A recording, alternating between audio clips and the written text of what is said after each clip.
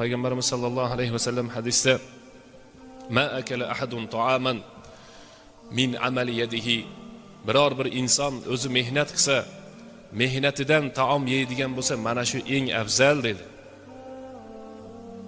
Yana bir aytiladi, Payg'ambarimiz sollallohu alayhi vasallam davrida bir inson masjiddan umuman chiqmar ekan.